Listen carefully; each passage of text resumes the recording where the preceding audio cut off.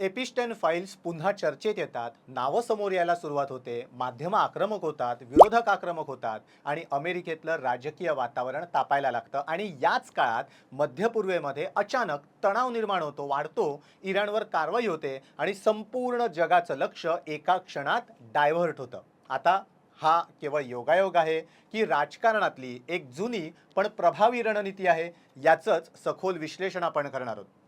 Donald Trump यांच्या राजकीय शैलीकडे बघितलं तर एक गोष्ट स्पष्ट दिसते की ती म्हणजे ते पारंपरिक मुत्सद्देगिरीवर विश्वास ठेवणारे नेते नाही आहेत. त्यांची शैली सरळ आहे: दबाव, धक्का आणि आक्रमक प्रतिमेची उभारणी. शक्ती दाखवा, विरोधकांना गप्प करा, हा त्यांचा राजकीय फॉर्म्युला आतापर्यंत राहिलेला आहे.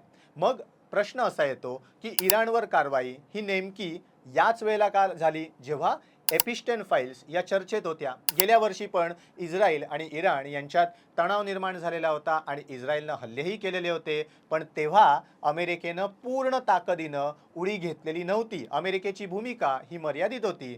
आज मात्र परिस्थिती वेगळी दिसतीये. आवाज अधिक कडक आहे अमेरिकेचा आणि त्याहून कडक आहे, आक्रमक आहे अमेरिकेनं दिलेला संदेश.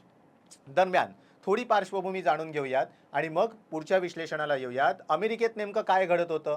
जेफ्री एपिस्टेन प्रकरणी दररोज नवनवीन खुलासे समोर येत होते, दस्तऐवज पुन्हा चर्चेत येत होते, राजकीय वर्तुळात चर्चा वाढलेली होती, माध्यमात सतत प्रश्न विचारले जात होते आणि काही युरोपियन राजकीय नावंही चर्चेत आलेली होती. त्यांच्या विरोधात वातावरण तापायला सुरुवात झालेलं होतं. त्याच वेळेला अमेरिकेमध्ये मायग्रंट धोरण आणि टेरिफ निर्णयांवरनं पण ट्रम्प प्रशासनाला supreme court of the United स्टेट्सकडनं मोठा धक्का बसला. त्याच्यावर कोर्टाने टिप्पणी केली, आपलं एक ताशेरे ओढले ट्रम्प यांच्या निर्णयावर आणि त्यामुळे राजकीय दबाव वाढायला लागला. ट्रम्प अंतर्गत घरगुती किंवा स्वगृह राजकारणानं वेढले गेले, विरोधकांची धार अधिक तीव्र होत गेली आणि या सगळ्यामुळे ट्रम्प बिथरले. अशा वेळेला परराष्ट्र आघाडीवर अचानक एक मोठा निर्णय घेतला जातो आणि त्यामुळे ट्रम्प संशयाच्या आणि वादाच्या भोवऱ्यात सापडत आहेत.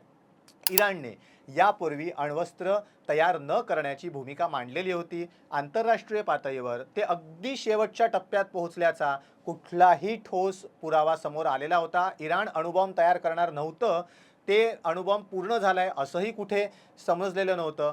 तरीही त्यांच्यावर तातडीनं कारवाई का करण्यात आली, हा प्रश्न आता आंतरराष्ट्रीय स्तरावर विचारला जातोय. आता ही सुरक्षेची गरज होती की डोनाल्ड ट्रम्प यांची राजकीय टायमिंग होती, असाही प्रश्न विचारला जातोय.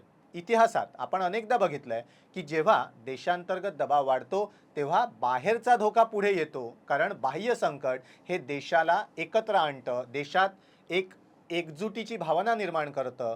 प्रश्न विचारणारे आवाज कमी होतात आणि राष्ट्रीय सुरक्षेच्या नावाखाली राजकीय समीकरणं बदलतात.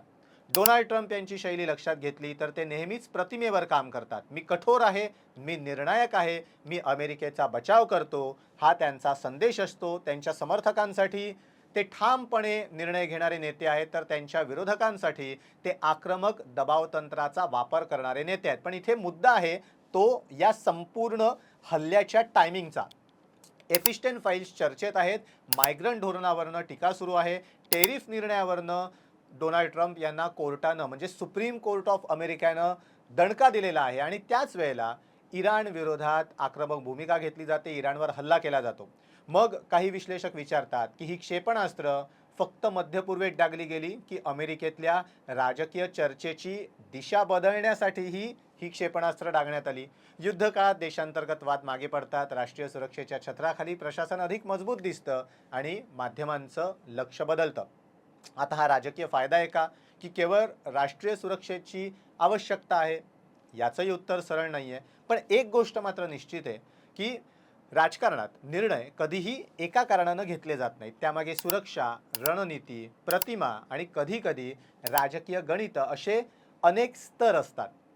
म्हणूनच प्रश्न विचारला जातो की इराणवरची कारवाई ही आवश्यक सुरक्षा पाऊल होतं की देशांतर्गत अडचणींवर पडदा टाकण्याची एक साधलेली पूर्वनियोजित चाल होती? त्याबाबतचा निर्णय तुम्ही घ्या. तुमचं काय मत आहे हे तुम्ही ठरवा.